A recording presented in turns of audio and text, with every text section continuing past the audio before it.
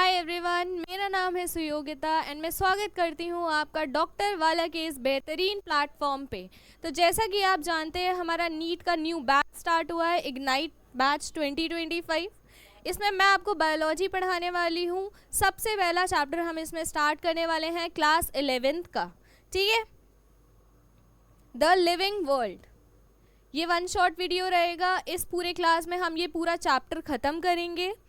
साथ साथ मेरे साथ लिखते जाना तो चीज़ें अच्छे से याद होती जाएंगी, ठीक है।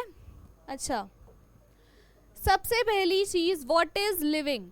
पहली बात तो ये आपका न्यू एनसीईआरटी से हटा दिया गया है, आपको ये ओल्ड एनसीईआरटी से पढ़ना पड़ेगा, ठीक।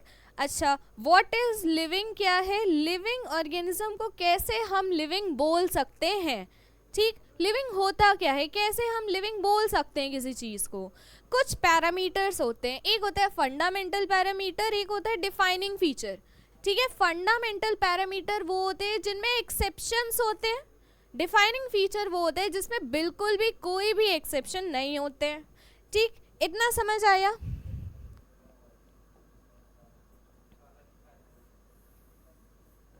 दो पैरामीटर्स होते हैं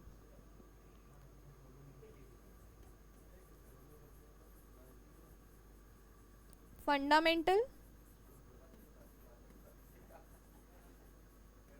पैरामीटर्स एंड दूसरा क्या है हमारा डिफाइनिंग फीचर्स,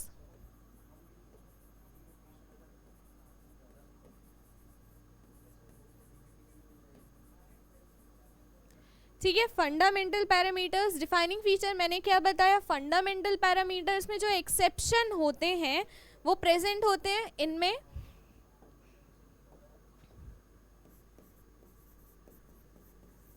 एक्सेप्शंस प्रेजेंट होते हैं, इनमें एक्सेप्शंस एब्सेंट होते हैं, ठीक। इतना समझे। फंडामेंटल पैरामीटर होते हैं, डिफाइनिंग फीचर्स होते हैं। डिफाइनिंग फीचर्स में कोई भी एक्सेप्शन नहीं होता है, फंडामेंटल पैरामीटर में एक्सेप्शंस प्रेजेंट होते हैं।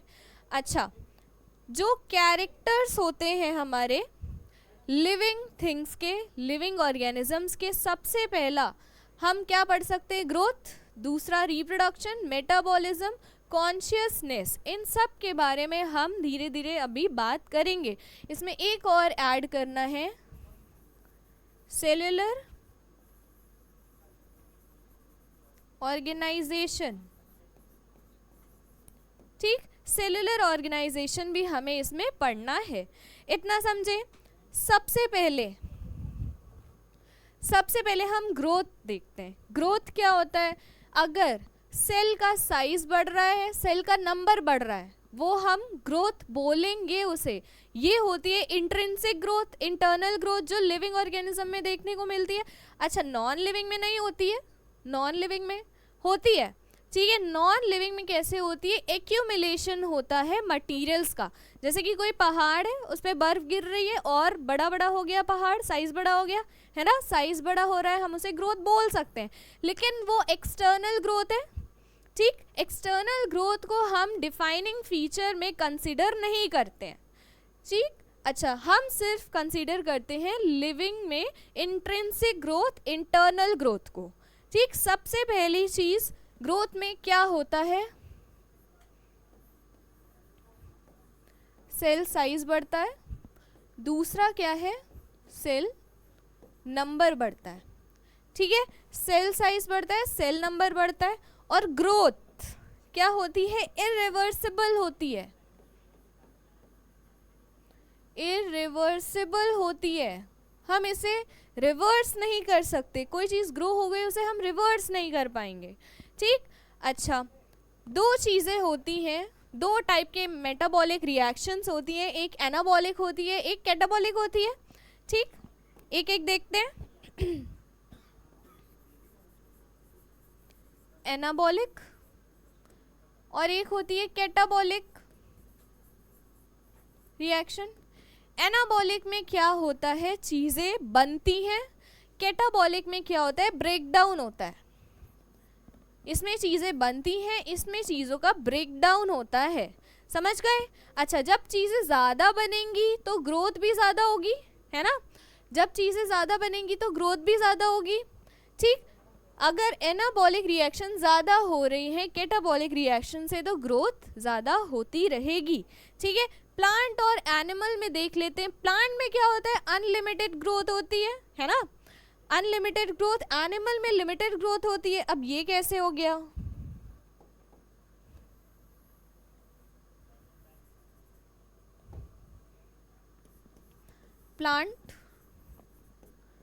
प्लांट्स में अनलिमिटेड ग्रोथ, एनिमल्स में क्या होता है, लिमिटेड ग्रोथ होती है।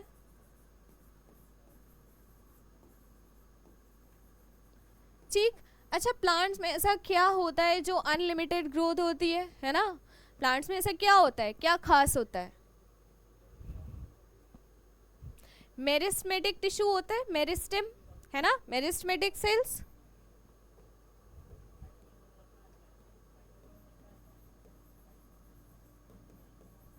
मेरिस्टेमेटिक सेल्स होती हैं, ठीक, जिसकी वजह से प्लांट में अनलिमिटेड ग्रोथ होता है और एनिमल्स में लिमिटेड ग्रोथ होता है, क्योंकि एनिमल्स में मेरिस्टेमेटिक सेल्स नहीं होती हैं। ठीक, एनिमल्स में क्या होता है, एक सर्टेन एज तक ही ग्रोथ होती है। Growth up to a certain age. ठीक है, एक सर्टेन एज तक ही एनिमल्स में ग्रोथ होती है, प्लांट्स में अनलिमिटेड ग्रोथ होती है। क्यों होती है अनलिमिटेड ग्रोथ? क्योंकि उसमें मेरिस्टेमेटिक सेल्स प्रेजेंट होती हैं।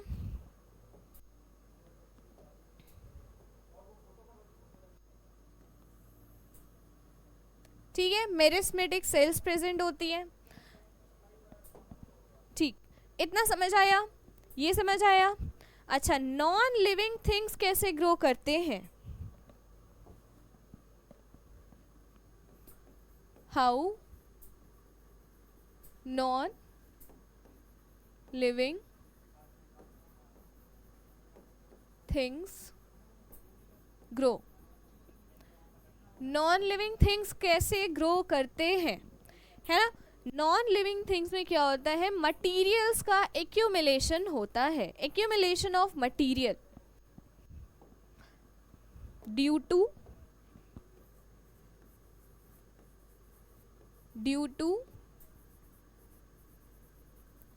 Accumulation of materials. ठीक है, मटीरियल्स का एक्यूमुलेशन होता है। पहाड़ पे ऊपर ऊपर डस्ट बैठ रही है, बर्फ गिर रही है, पहाड़ का साइज बढ़ रहा है ना? पहाड़ नॉन लिविंग है। ठीक, अच्छा, एक्यूमुलेशन होता है, तो ये एक्सटर्नल ग्रोथ में आ गया। एक्सटर्नल ग्रोथ में आ गया। अच्छा, एक्सटर्नल ग्रोथ को हम कंसीडर नहीं करेंगे डिफाइनिंग फीचर में, है ना? लिविंग थिंग्स का डिफाइनिंग फीचर एक्सटर्नल ग्रोथ नहीं हो सकता है। ठीक, हम सिर्फ इंट्रिंसिक ग्रोथ को डिफाइनिंग फीचर मानते हैं। समझ गए? तो क्या हो गया, ये not a defining feature of living things. ठीक, समझे?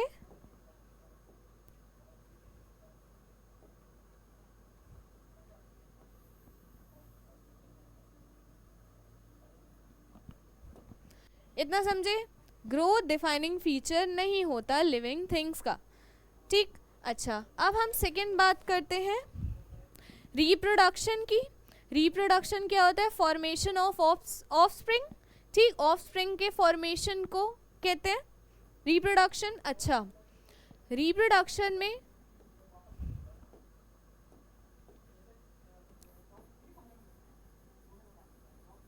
फॉर्मेशन ऑफ प्रोजेनी, ठीक, प्रोजेनी का फॉर्मेशन, इतना समझे। अच्छा, रिप्रोडक्शन दो टाइप के हो सकते हैं, सेक्सुअल और एसेक्सुअल।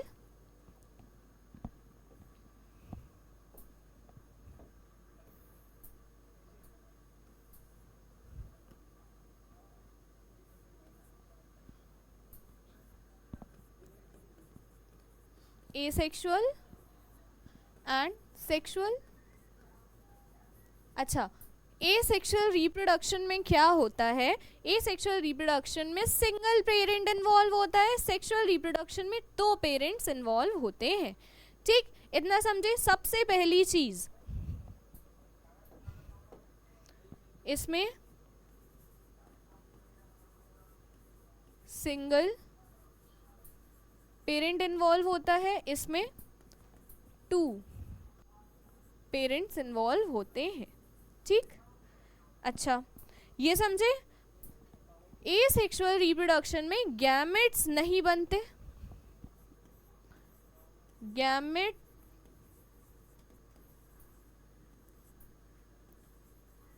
फॉर्मेशन नहीं होता, ठीक, नहीं होता।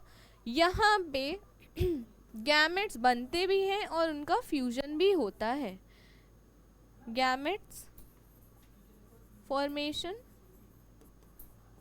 And fusion of gametes takes place, ठीक है। मेल और फीमेल गैमेट रहेंगे, उन दोनों का फ्यूजन होगा, समझ गए। अच्छा, एसेक्सुअल में क्या होता है, तुम्हें वेरिएशंस देखने को नहीं मिलेंगे, वेरिएशंस देखने को नहीं मिलेंगे, सेक्सुअल में वेरिएशंस देखने को मिलेंगे, ठीक, सेक्सुअल में वेरिएशंस देखने को मिलेंगे। अब एसेक्सुअल कैसा होता है, सिंपल होता है, एसेक्सुअल सिंपल होता है, ठीक है, और सेक्सुअल रिप्रोडक्शन कॉम्प्लेक्स होता है, बहुत टाइम लगता है सेक्सुअल रिप्रोडक्शन में, है ना, मतलब टाइम लगता है। उसके बाद 9 मंथ लगते हैं, ह्यूमन में 9 मंथ लगते हैं गेस्टेशन पीरियड में, ठीक, एम्ब्रियो बनते बनते, फीटस बनते बनते।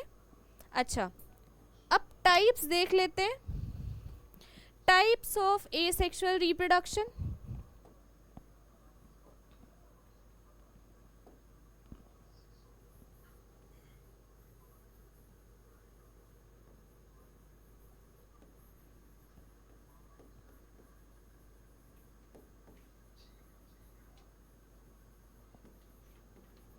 ठीक, टाइप्स ऑफ एसेक्सुअल रिप्रोडक्शन देख लेते हैं। सबसे पहला है स्पोर फॉर्मेशन,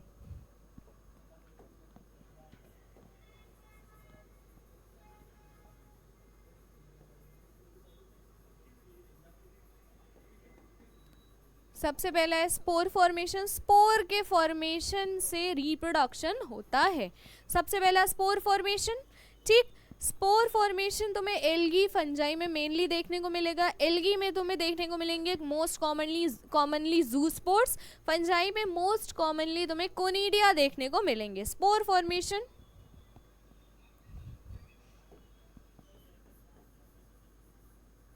एल्गी में जूस्पोर्स, ठीक है, फंजाई में मोस्ट कॉमनली कोनिडिया देखने को मिलेंगे। इनके बारे में हम नेक्स्ट चैप्टर में पढ़ेंगे बायोलॉजिकल क्लासिफिकेशन में, ठीक। अच्छा, स्पोर फॉर्मेशन होगा, स्पोर की हेल्प से एसेक्सुअल रिप्रोडक्शन होगा। नेक्स्ट होता है फिजन। फिजन में क्या आता है, बाइनरी फिजन,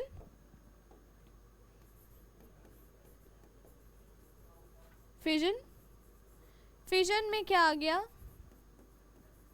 बाइनरी फिजन, ठीक है। बाइनरी फिजन में क्या होता है, ये किस में होता है, अमीबा में होता है, और किस में होता है, यूग्लिना। एक और है स्लिपर टाइप होता है, वो चप्पल जैसा होता है, पैरामीशियम, ठीक। 3 चीजें याद रखनी है, फिजन किस किस में होता है,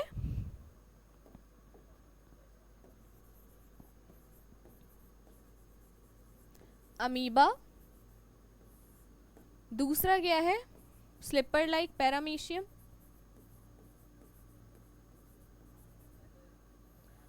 तीसरा है यूग्लिना। सारे साइंटिफिक नेम है, अभी साइंटिफिक नेम वाला भी कॉन्सेप्ट हम पढ़ेंगे, ठीक। यूग्लिना पैरामीशियम, ठीक।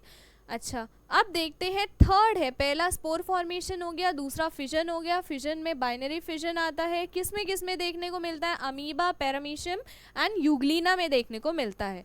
नेक्स्ट हम देखते हैं फ्रेगमेंटेशन।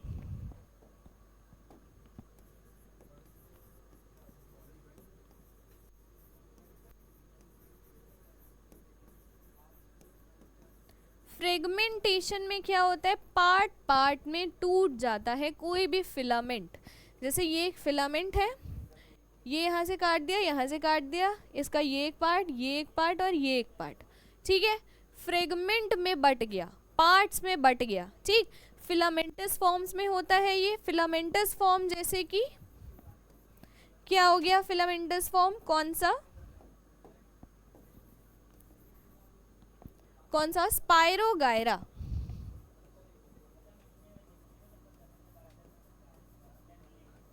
ठीक। स्पाइरोगायरा, स्पाइरोगायरा कैसा फॉर्म होता है, फिलामेंटस होता है, फिलामेंटस, ठीक। फिलामेंटस होता है और स्पाइरोगायरा नाम है। इसमें तुम्हें फ्रेगमेंटेशन देखने को मिलेगा, इसका फिलामेंट पार्ट पार्ट में कट जाता है, बट जाता है, ठीक। समझ गए, इतना समझ आया, ठीक है। अब देखते हैं रीजेनरेशन, फोर्थ है इसमें।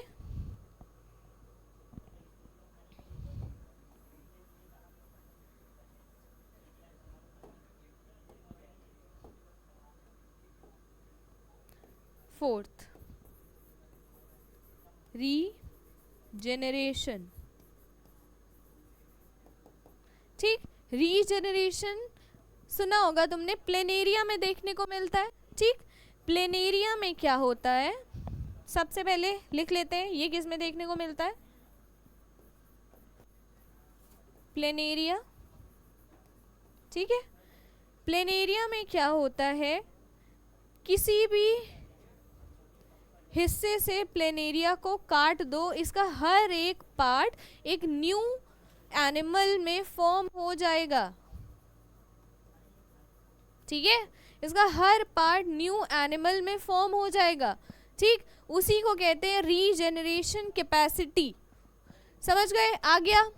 अच्छा, फिर से देख लेते हैं types of asexual reproduction. Spore formation सबसे पहला, ये तुम्हें एल्गी में देखने को मिलेगा, फंजाई में देखने को मिलेगा। एल्गी में मोस्ट कॉमन स्पोर्स कौन से हो गए, जूस्पोर हो गए, और फंजाई में कौन से हो गए, कोनिडिया हो गए, ठीक है।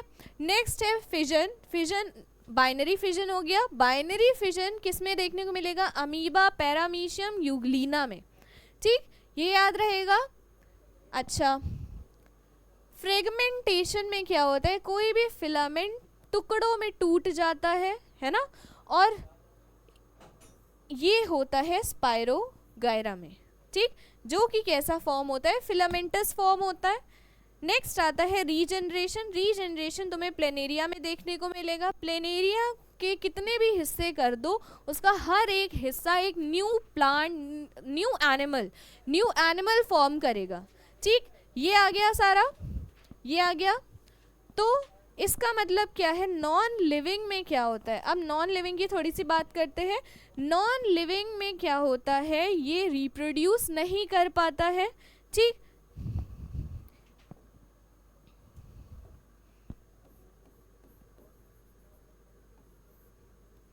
नॉन लिविंग में रिप्रोडक्शन नहीं होता, ठीक। नॉन लिविंग में रिप्रोडक्शन नहीं होता। अच्छा, अब ये बताओ, क्या सारे लिविंग ऑर्गेनिज्म में रिप्रोडक्शन हो सकता है, हो सकता है, नहीं हो सकता, ठीक है। सारे लिविंग ऑर्गेनिजम्स में रिप्रोडक्शन नहीं हो सकता। कैसे नहीं हो सकता है, सबसे पहला आया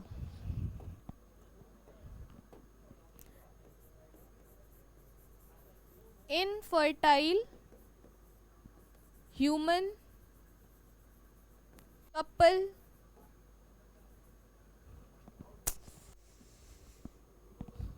इनफर्टाइल ह्यूमन कपल, ठीक है। नेक्स्ट आ गया तुम्हारा म्यूल, नेक्स्ट आ गया तुम्हारा वर्कर बीज, ठीक। नेक्स्ट आ गया तुम्हारा वर्कर बीज, ठीक। इन सब में ये सारे लिविंग है ना, ये सारे कैसे हैं, लिविंग है, लिविंग ऑर्गेनिजम्स, ठीक है, सारे लिविंग ऑर्गेनिजम्स हैं, लेकिन ये रिप्रोडक्शन नहीं कर सकते हैं। म्यूल अब क्या है, म्यूल सोच रहे होगे तुम, म्यूल क्या है। अच्छा, म्यूल क्या है, डोंकी। म्यूल डोंकी नहीं है, बता रही हूँ। म्यूल डोंकी और हॉर्स में फीमेल हॉर्स और डोंकी मेल, ठीक। इनमें जब क्रॉस कराया गया तो बनना है म्यूल, ठीक। म्यूल है मेल, ठीक, समझ गए, इतना आया। म्यूल जो बना वो कहलाएगा हाइब्रिड, ठीक है, म्यूल कहलाएगा हाइब्रिड, ठीक। अच्छा, ये सारे रिप्रोड्यूस नहीं कर सकते हैं, तो इसका मतलब ये है कि रिप्रोडक्शन क्या हो गया, डिफाइनिंग फीचर नहीं है। अगर डिफाइनिंग फीचर होता तो ये सारे लिविंग ऑर्गेनिजम्स में होता है ना। अच्छा, ये नॉन लिविंग में तो बिल्कुल नहीं है, सारे लिविंग ऑर्गेनिजम्स में भी नहीं है। किस में नहीं है, जैसे कि इनफर्टाइल ह्यूमन, म्यूल हो गया, वर्कर बी हो गई, वर्कर बीज, ठीक। इतना आया, ये भी डिफाइनिंग फीचर नहीं है।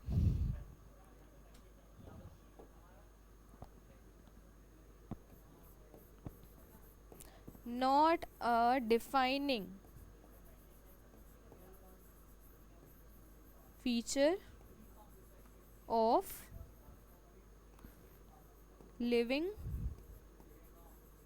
बीइंग्स, क्योंकि ये सारे लिविंग बीइंग्स में नहीं होता, ठीक। समझ गए, बोलो हाँ समझ गए, इतना आया। नेक्स्ट अब बात करते हैं हम कॉन्शियसनेस की। कॉन्शियसनेस से पहले मेटाबॉलिज्म की बात कर लेते हैं, ठीक। मेटाबॉलिज्म क्या होता है, sum total of all chemical biochemical reactions, जितनी भी हमारी बॉडी में रिएक्शंस होती हैं उन्हें हम कहते हैं बायोकेमिकल रिएक्शंस, और उनका टोटल सम कहलाता है मेटाबॉलिज्म। लिखो, sum total of all biochemical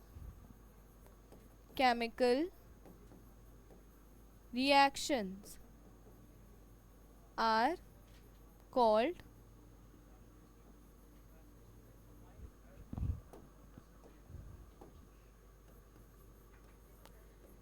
metabolism,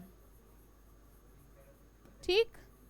समझ गए, जितनी भी बायोकेमिकल रिएक्शंस होती है हमारी बॉडी में उनका टोटल सम कहलाता है मेटाबॉलिज्म, ठीक है, इतना समझ गए। एनाबॉलिज्म कैटाबॉलिज्म की मैंने स्टार्टिंग में ग्रोथ में बात करी थी। अच्छा, एनाबॉलिज्म और कैटाबॉलिज्म, मेटाबॉलिज्म दो टाइप के होते हैं।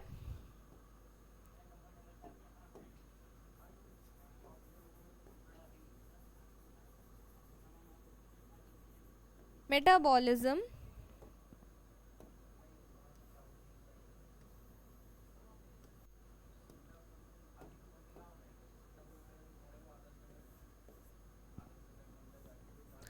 एक है एनाबॉलिज्म,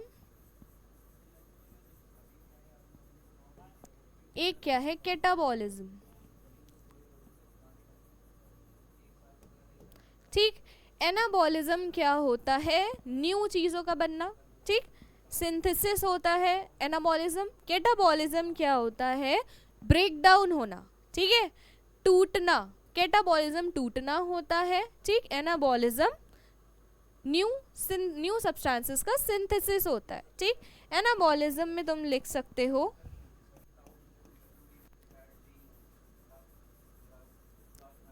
सिंथेसिस, कैटाबॉलिज्म में तुम लिख सकते हो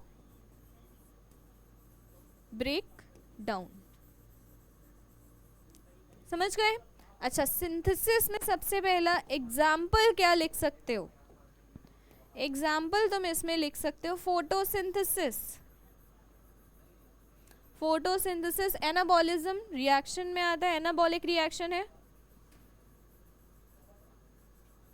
ठीक, नेक्स्ट आता है कैटाबॉलिज्म। कैटाबॉलिज्म में क्या आ जाएगा तुम्हारा? रेस्पिरेशन। रेस्पिरेशन में क्या टूटता है? रेस्पिरेशन में टूटता है ग्लूकोज। ग्लूकोज का ब्रेक डाउन होता है। ठीक है, ग्लूकोज का ब्रेक डाउन होता है। इतना समझ गए?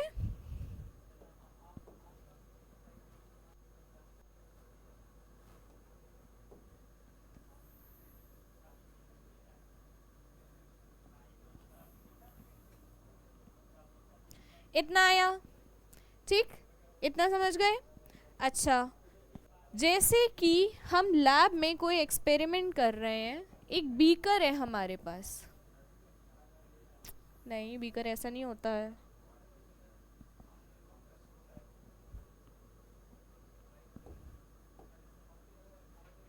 जैसे कि एक बीकर है हमारे पास, इसमें हमने एक सेल रख दिया।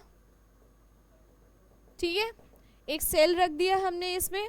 अच्छा, इसे हम न्यूट्रिएंट मीडियम प्रोवाइड करेंगे। न्यूट्रिएंट मीडियम प्रोवाइड करेंगे, मतलब जिन न्यूट्रिएंट्स की इसको ज़रूरत है हम इसमें वो डालेंगे, इस बीकर में डालेंगे। ठीक, अच्छा, ये हम लैब में कर रहे हैं तो इसे क्या बोलेंगे? In vitro. ठीक, इन विट्रो बोलेंगे। क्यों? क्योंकि हम ये कहाँ कर रहे हैं? लैब में। ठीक, अच्छा, ये है बीकर, ये है सेल। ठीक, समझ गए? अच्छा, इसको न्यूट्रिएंट जब प्रोवाइड कर रहे हैं हम अलग से, तो वो मेटाबॉलिज्म में नहीं आएगा, क्योंकि मेटाबॉलिक रिएक्शंस खुद से होती हैं। ठीक, मेटाबॉलिक रिएक्शंस खुद से होती है, ये खुद से नहीं हो रहा है, इसे हम प्रोवाइड कर रहे हैं ना, तो ये नॉन लिविंग है। क्या है? Non living. समझ गए? तो ये नॉन लिविंग है। अच्छा, लिविंग में खुद से होता है, लिविंग में खुद से होता है। ठीक, समझ गए? इसीलिए इसमें ये नॉन लिविंग में बिल्कुल नहीं हो रहा है, सिर्फ लिविंग में होता है और सारे लिविंग ऑर्गेनिजम्स में होता है। तो ये क्या हो सकता है? तुम्हारा डिफाइनिंग फीचर हो सकता है। डिफाइनिंग फीचर है।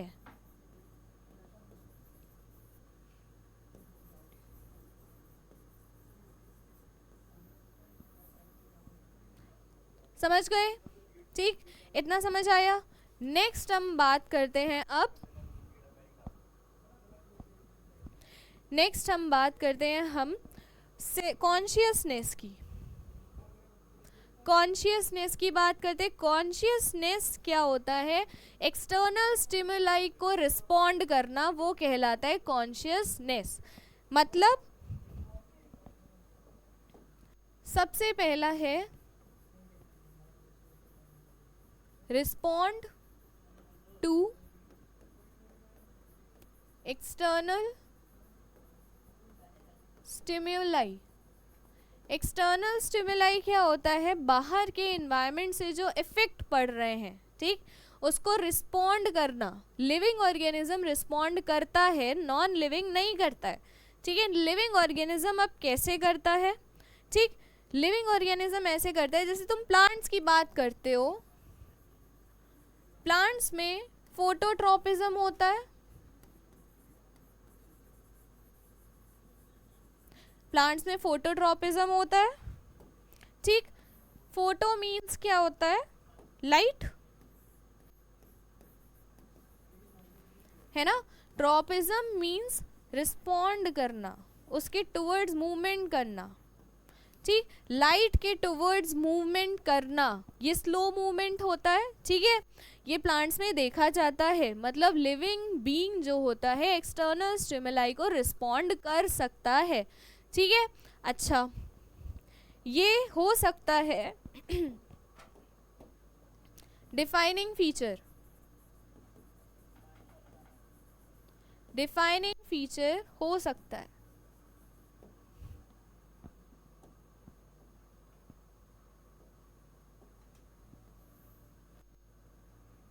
इतना आया। अच्छा, एक कॉन्सेप्ट है सेल्फ कॉन्शियसनेस। सेल्फ कॉन्शियसनेस जो होता है वो सिर्फ और सिर्फ ह्यूमंस में देखने को मिलता है, ह्यूमंस में ही देखने को मिलता है, ठीक। लेकिन ये सारे लिविंग ऑर्गेनिजम्स में देखने को नहीं मिलता है, ठीक। इसीलिए सेल्फ कॉन्शियसनेस डिफाइनिंग फीचर नहीं हो सकता। इतना आया, ठीक। सारे, क्योंकि ये सारे लिविंग ऑर्गेनिजम्स में नहीं दिखता, नहीं देखने को मिलता।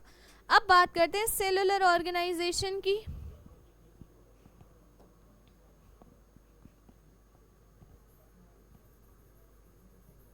सेलुलर ऑर्गेनाइजेशन, सेलुलर ऑर्गेनाइजेशन की बात करते हैं, ये 5th था, ठीक है। सेलुलर ऑर्गेनाइजेशन की हम अगर बात करें तो लिविंग बीइंग्स जो होते हैं, लिविंग थिंग्स जो होती हैं, सेल्स की बनी होती है ना, नॉन लिविंग सेल्स की नहीं बनी होती। तो सेलुलर ऑर्गेनाइजेशन क्या है, डिफाइनिंग फीचर है, ठीक। डिफाइनिंग फीचर होता है लिविंग बीइंग्स का।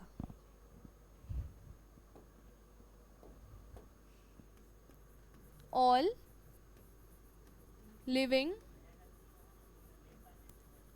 beings are made up of cells, ठीक। नॉन लिविंग सेल्स की नहीं बनी होती है, नॉन लिविंग में कोई सेलुलर ऑर्गेनाइजेशन नहीं होता है, ठीक। इतना समझे। तो सेलुलर ऑर्गेनाइजेशन लिविंग का डिफाइनिंग फीचर हो सकता है।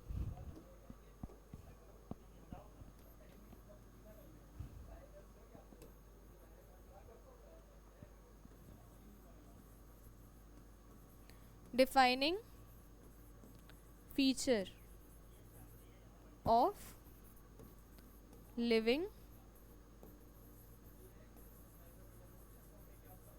ऑर्गेनिजम्स, ठीक।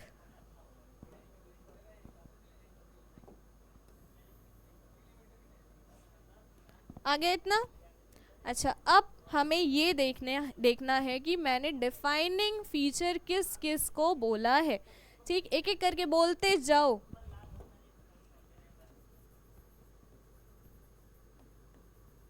Defining feature of living beings, ठीक। सबसे पहला क्या आ गया, सबसे पहला कॉन्शियसनेस। दूसरा क्या आ गया, मेटाबॉलिज्म, ठीक। तीसरा क्या आ गया आपका, सेलुलर ऑर्गेनाइजेशन। सेलुलर ऑर्गेनाइजेशन, ये सारे आपके डिफाइनिंग फीचर्स होते हैं लिविंग बीइंग्स के, ठीक। ये सब आपको याद रखना है। इतना समझ आया, व्हाट इज लिविंग यहाँ पे खत्म हुआ, समझ गए। नेक्स्ट अब देखते हैं बायोडाइवर्सिटी के बारे में। तो बायोडाइवर्सिटी क्या होती है, जितने भी लिविंग ऑर्गेनिजम्स डाइवर्स फॉर्म के, डिफरेंट डिफरेंट फॉर्म के अर्थ पे प्रेजेंट हैं, उन्हें हम कहते हैं बायोडाइवर्सिटी। समझ आया। अर्थ पे 13 टू 14 मिलियन स्पीशीज प्रेजेंट हैं, ठीक है। अर्थ पे कितने, 13 टू 14 मिलियन स्पीशीज प्रेजेंट है, ठीक, 13 to 14 मिलियन स्पीशीज प्रेजेंट है। अच्छा, इनमें से सिर्फ 13% ही डिस्कवर किया गया है, ठीक। 13% कितना हो गया, 17 लाख से 18 लाख, ठीक। 1.7 to 1.8 मिलियन ही डिस्कवर किया गया है। इसमें से सिर्फ 13% ही डिस्कवर किया गया है,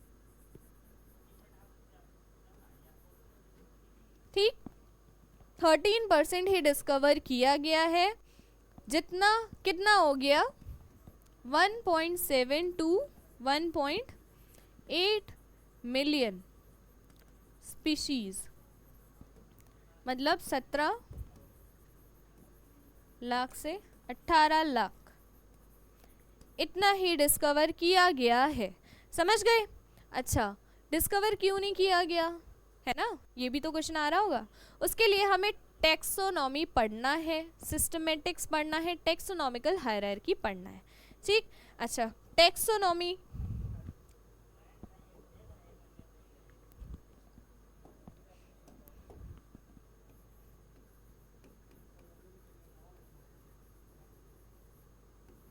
टेक्सोनॉमी अगर हम देखें तो टेक्सोनॉमी का मतलब क्या होता है, ग्रुपिंग करना। बेसिकली टेक्सोनॉमी का मतलब होता है ग्रुपिंग करना,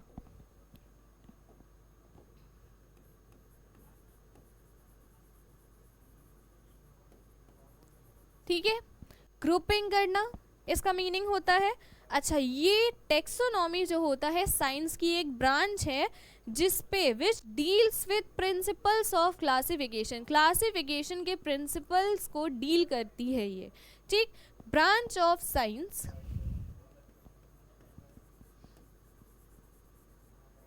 ब्रांच ऑफ साइंस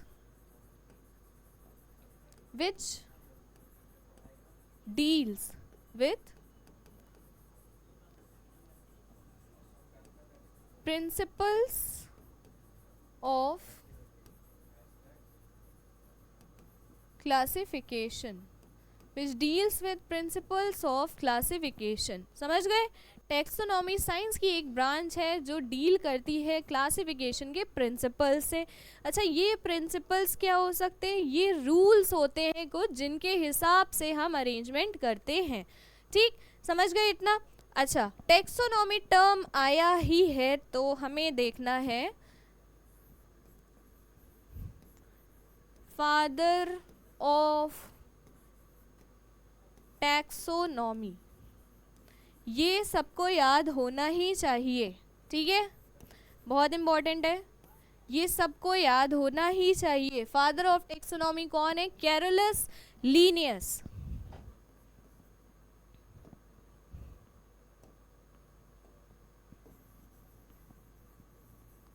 कैरोलस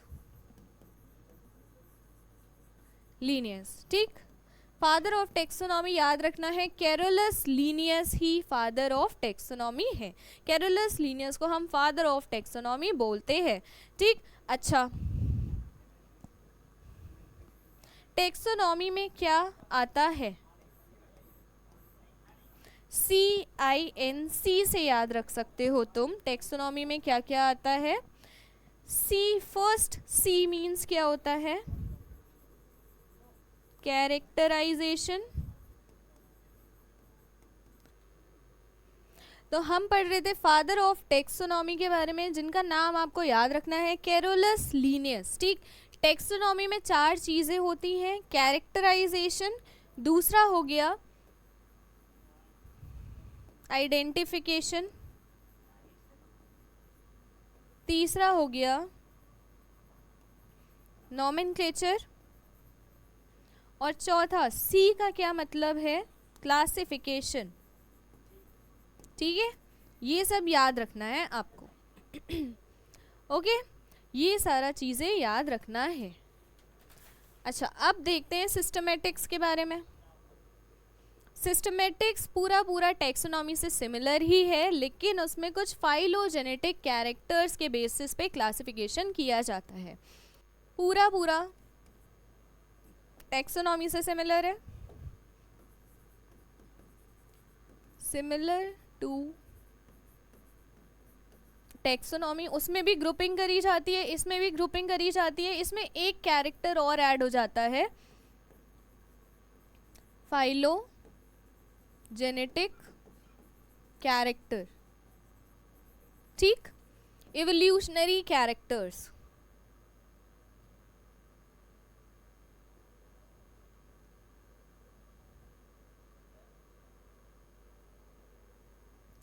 ठीक,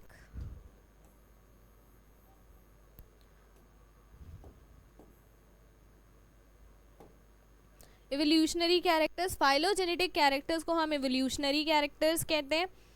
इतना समझे, बस सिस्टमेटिक्स में इतना ही है, टेक्सोनॉमी का जो मतलब होता है सिस्टमेटिक्स का वही मतलब होता है, बस एक चीज़ ऐड हुई है सिस्टमेटिक्स में, फाइलोजेनेटिक कैरेक्टर्स, ठीक है। अच्छा, नेक्स्ट हम देखते हैं बायनॉमियल नोमेनक्लेचर। बायनॉमियल नोमेनक्लेचर सबसे पहले तो प्रपोज किसने किया था, प्रपोजल किसका था, कैस्पर बोहेन।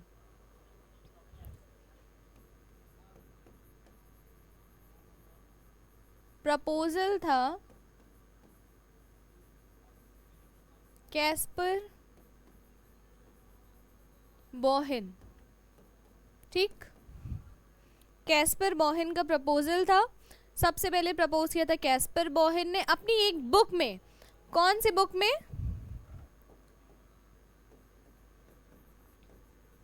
कौन सी बुक थी, पाइनेक्स,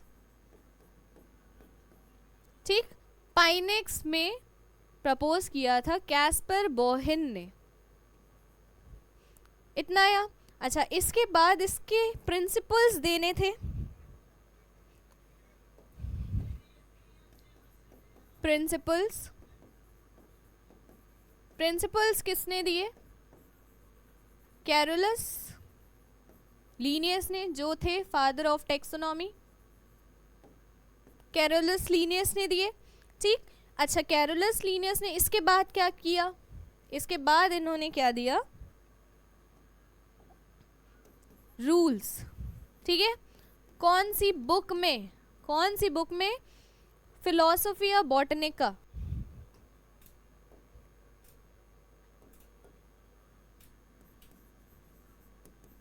फिलोसोफिया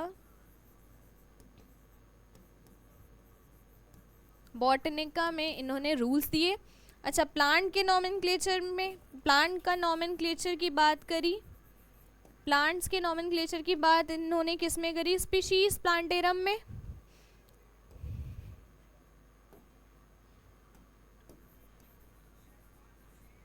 स्पीशीज प्लांटेरम में, ठीक है। अच्छा, एनिमल्स का,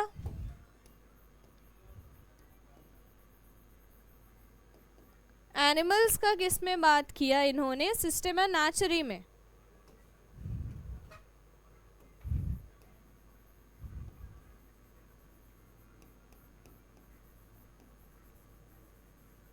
सिस्टेमा नेचुरी में, ठीक।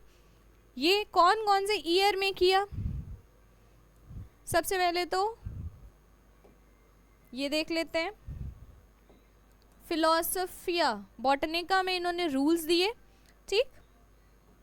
नेक्स्ट इन्होंने स्पीशीज प्लांटेरम में प्लांट के नोमेनक्लेचर की बात की, एनिमल्स के नोमेनक्लेचर की बात की इन्होंने सिस्टेमा नेचुरी में। कौन कौन से ईयर में दिया, 1751 रूल्स, 1751, ठीक है। दूसरा प्लांट्स का नोमेनक्लेचर 1753, 1753। तीसरा एनिमल्स का नोमेनक्लेचर 1758, 1758 में दिया, ठीक। इतना समझ आया सबको। नेक्स्ट हम देख लेते हैं, कुछ कोड्स थे,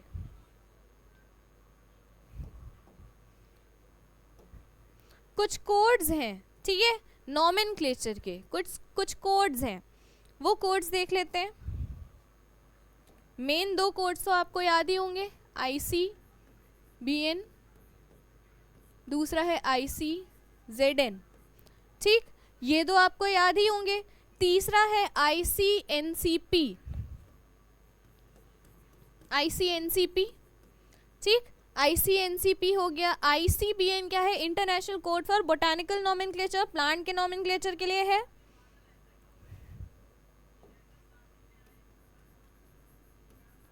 international code for botanical nomenclature, ठीक है, international code for botanical nomenclature. दूसरा है ICZN, international code for zoological nomenclature. इसमें प्लांट्स की नेमिंग होगी ICBN में, और ICZN में एनिमल्स की नेमिंग होगी। International code for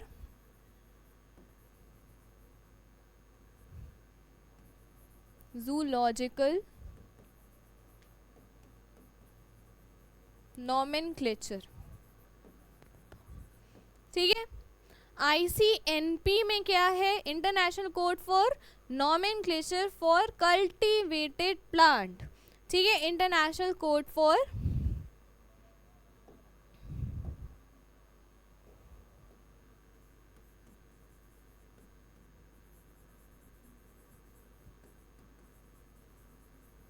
international code for nomenclature of cultivated plants, ठीक है। इतना आया? ये तीन समझ आए? ये तीन समझ आए। चौथा है इनमें ICVCN। ICVCN क्या है? International code for virus classification and nomenclature.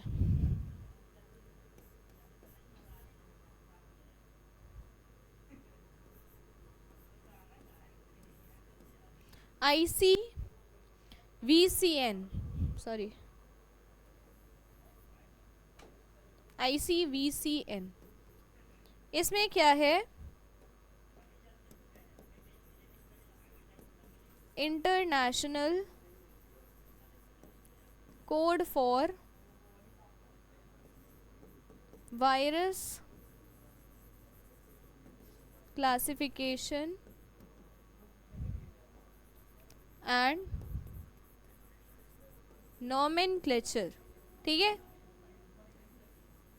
इतना समझ गए। नेक्स्ट है आपका ICVCN हो गया। ICNB, ICNB में क्या है? International code for nomenclature of bacteria. ICNB,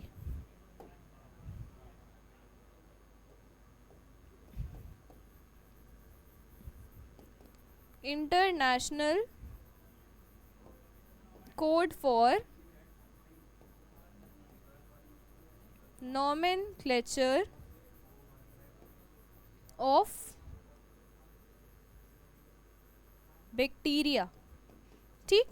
ये सब आपको याद रखना है, ठीक। ICBN, ICZN, ICNCB, ICVCN, ICNB, ठीक। इतना सारा आपको याद रखना है। नेक्स्ट अब आते हैं हम रूल्स पे। रूल्स क्या है? जैसे कि बायनॉमियल नॉमेनक्लेचर, बाय मीन्स दो कंपोनेंट्स होंगे, दो कंपोनेंट्स, एक जीनस होता है, एक स्पीशीज होता है, ठीक है। हर एक के नाम में दो कंपोनेंट्स होते हैं मेन, है ना, जीनस और स्पीशीज। जैसे कि हम बात करते हैं मैंगो के साइंटिफिक नेम की, मैंगीफेरा इंडिका। मैंगीफेरा इंडिका की बात करते हैं तो ये फर्स्ट वर्ड जो होता है वो जीनस होता है, सेकेंड वर्ड स्पीशीज कहलाता है, ठीक। फर्स्ट वर्ड जीनस होता है, सेकेंड वर्ड स्पीशीज कहलाता है। ये जो साइंटिफिक नेम्स होते हैं, ये जो साइंटिफिक नेम्स होते हैं, साइंटिफिक नेम्स जो होते हैं ये लैटिन लैंग्वेज में होते हैं, लैटिन लैंग्वेज में होते हैं, जो कि कैसी लैंग्वेज है? डेड लैंग्वेज है, ठीक है। लैटिन लैंग्वेज डेड लैंग्वेज होती है। और जब हम इसे टाइप्ड फॉर्मेट में लिखते हैं तो हम क्या करते हैं, इसे इटैलिक्स में कर देते हैं। ठीक, इटैलिक्स में कर देते हैं। इतना आया। जब आप जीनस लिखेंगे तो उसका फर्स्ट लेटर कैपिटल होना चाहिए और स्पीशीज का फर्स्ट लेटर स्मॉल होना चाहिए। जब हैंड रिटन लिख रहे होते हैं हम, हैंड रिटन दोनों सेपरेटली अंडरलाइंड होने चाहिए। ठीक है, इतना समझे। अच्छा, अब देखते हैं अगर एक स्पीशीज के एक से ज़्यादा नाम है, एक स्पीशीज के एक से ज़्यादा नाम है ना, तो पहला नाम जैसे हो गया ए, दूसरा नाम बी, तीसरा नाम सी हो गया, है ना। ये दिया गया 1723 में, ये दिया गया 1732 में, ये दिया गया 1746 में। ठीक, अगर एक स्पीशीज के 3 नाम दिए गए हैं तो हम कंसीडर उसे करेंगे जो सबसे पहले दिया गया है। ठीक, जो सबसे पहले दिया गया है। अच्छा, बाकी दो उसके क्या हो जाएंगे, सिनोनिम हो जाएंगे। बाकी दो उसके सिनोनिम्स हो जाएंगे। ठीक, अच्छा, जो नाम पहले दिया जाएगा उसे ही प्रायोरिटी हम देंगे। ठीक, बाकी सब उसके सिनोनिम। ये आ गया जीनस। अब नेक्स्ट देखते हैं जीनस। जीनस एंड स्पीशीज अगर सेम है, जैसे कि रैट का होता है, रैट का साइंटिफिक नेम, कोबरा का साइंटिफिक नेम, रैट का साइंटिफिक नेम, कोबरा का साइंटिफिक नेम। रैट का क्या होता है, रैटस, रैटस। ठीक, दोनों सेपरेटली अंडरलाइन। स्पीशीज का फर्स्ट लेटर स्मॉल, जीनस का first letter capital. Rattus, rattus में दोनों ही सेम है, जीनस स्पीशीज दोनों ही सेम है। कोबरा का क्या है, नाजा, नाजा, नाजा, नाजा है, दोनों ही सेम है जीनस और स्पीशीज, तो इन्हें हम कहते हैं, इन्हें हम कहते हैं टाउटोनिम्स। अगर जीनस और स्पीशीज सेम है तो हम इसे कहते हैं टाउटोनिम्स। समझ गए। ठीक, अच्छा, अब नेक्स्ट देखते हैं। अच्छा, टाउटोनिम्स क्या होता है, ये ICZN ही अलाउ करता है, और कोई भी कोड इसे अलाउ नहीं करता। अलाउज टाउटोनिम्स। ठीक, इतना समझ गए। नेक्स्ट अब देखते हैं,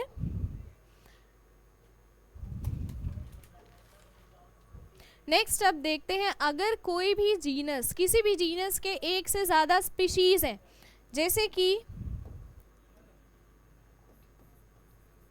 पैंथेरा, टिग्रिस, पैंथेरा, लियो, पैंथेरा, पार्डस। ठीक है, Panthera leo, Panthera tigris, Panthera pardus. अगर ये एक जीनस है, एक सेम जीनस है, इसके 3 स्पीशीज है, एक से ज़्यादा स्पीशीज है, तो इसे कहेंगे पॉलीटिपिक जीनस।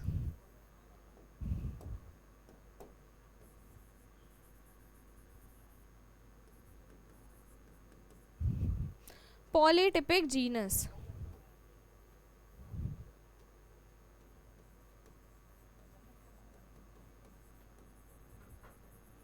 इतना समझ गए, पॉलीटिपिक जीनस कहेंगे इसे। नेक्स्ट देखते हैं हम टेक्सोनॉमिक हायरार्की। ये हमारी क्लास का लास्ट टॉपिक है। टेक्सोनॉमिक हायरार्की में ग्रुप्स आते हैं। क्या आते हैं, ग्रुप्स आते हैं। इन्हीं ग्रुप्स को हम और क्या बोलते हैं, रैंक, या फिर इन्हें बोलते हैं हम टैक्सॉन। ठीक, अच्छा, टेक्सोनॉमिक हायरार्की में जितने भी ग्रुप्स होते हैं, जितने भी टेक्सोनॉमिक कैटेगरीज होती हैं, इन ग्रुप्स को हम कहते हैं टेक्सोनॉमिक कैटेगरीज। ठीक, इस ग्रुप को कहते हैं टेक्सोनॉमिक कैटेगरीज। ये टेक्सोनॉमिक कैटेगरीज मिला के क्या बनाती हैं, टेक्सोनॉमिक हायरार्की बनाती हैं। ठीक है, इतना समझे। अच्छा, इसमें टोटल 7 ऑब्लिगेट कैटेगरीज होती हैं जिनका हम क्लासिफिकेशन के टाइम पे यूज करते हैं। टोटल 7 ऑब्लिगेट कैटेगरीज होती हैं, ठीक है। कौन कौन सी? स्टार्टिंग से लिखते हैं, स्टार्टिंग से लिखते हैं किंगडम, उसके बाद फाइलम, फाइलम हम एनिमल के लिए यूज करते हैं, डिवीजन हम प्लांट के लिए यूज करते हैं,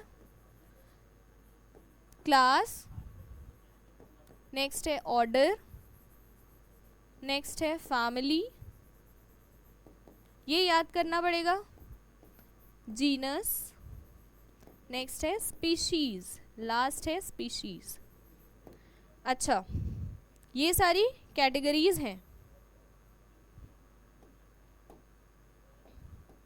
ये जो स्पीशीज होता है ये लोएस्ट टेक्सॉन कहलाता है, lowest taxonomic unit, lowest tax on कहलाता है, ठीक है। लोएस्ट टेक्सॉन क्यों कहलाता है? क्योंकि ये सबसे नीचे होता है। अगर हम ऊपर से नीचे आते हैं तो, ठीक है, नीचे से ऊपर जाएंगे असेंडिंग ऑर्डर होगा, ऊपर से नीचे आ रहे हैं डिसेंडिंग ऑर्डर, डिसेंडिंग ऑर्डर है, ठीक है। डिवीजन हम किसके लिए यूज करते हैं? प्लांट्स। फाइलम हम किसके लिए यूज करते हैं? एनिमल्स, ठीक है। इतना समझ आया? स्पीशीज, स्पीशीज जो टर्म है ये किसने कॉइन किया था? ये याद रखना है, ये क्वेश्चन आता है जॉन रे ने, ठीक है। इनके बाद क्या हुआ था? अर्नेस्ट मेयर आए, अर्नेस्ट मेयर आए, ठीक। अर्नेस्ट मेयर ने क्या किया? एक बायोलॉजिकल स्पीशीज कॉन्सेप्ट दिया। कौन सा कॉन्सेप्ट दिया?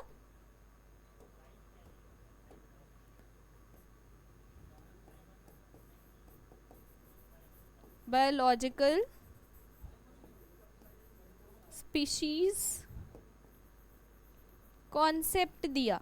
इस कॉन्सेप्ट में क्या है? जैसे ये एक ज्योग्राफिकल रीजन है, इसमें पी पी पी पी ये एक स्पीशीज है और क्यू क्यू क्यू क्यू ये एक स्पीशीज है। इस पर्टिकुलर रीजन में क्या है कि ये स्पीशीज इसी से रिप्रोड्यूस करेगी, पी वाली इसी से करेगी, क्यू वाली अपने क्यू से ही करेगी, ठीक। कोई भी पी और क्यू रिप्रोड्यूस नहीं करेंगे। ये होता है बायोलॉजिकल स्पीशीज कॉन्सेप्ट। समझ आया ये?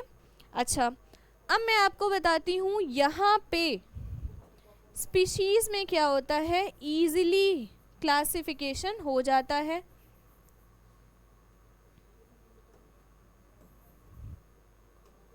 इजीली क्लासिफाई कर सकते हैं यहाँ पे हम, ठीक है, इजीली क्लासिफाई कर सकते हैं। और ऊपर किंगडम पे हम इजीली क्लासिफाई नहीं कर सकते, क्योंकि जैसे जैसे हम ऊपर जाते हैं कॉम्प्लेक्सिटी बढ़ती है।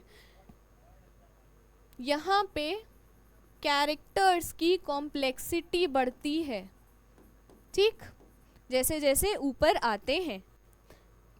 इतना आया। नेक्स्ट हम देखते हैं जीनस कैसे पहचानोगे।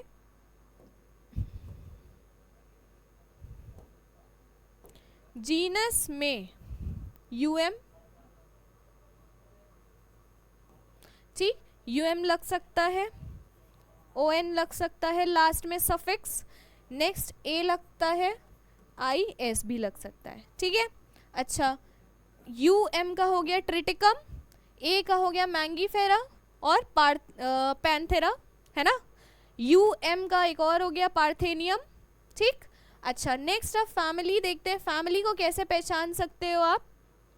ऐसे याद कर सकते हो, फैमिली एसी, एसी सफिक्स लगता है, ठीक, फैमिली एसी। जैसे कि एनाकार्डिएसी, एनाकार्डिएसी,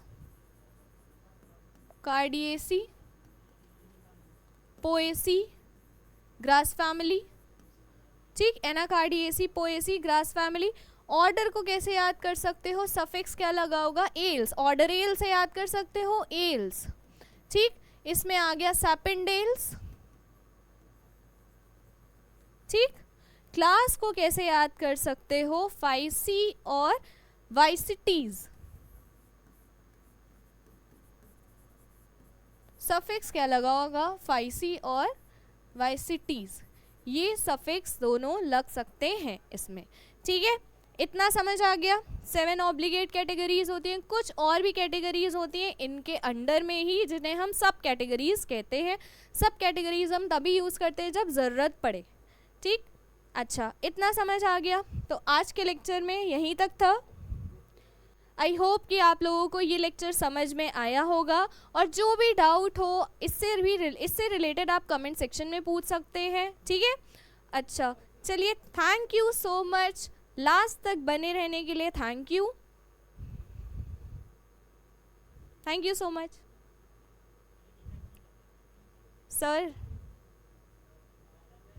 सर बंद कर दीजिए, हो गया। हाँ सर, हो गया।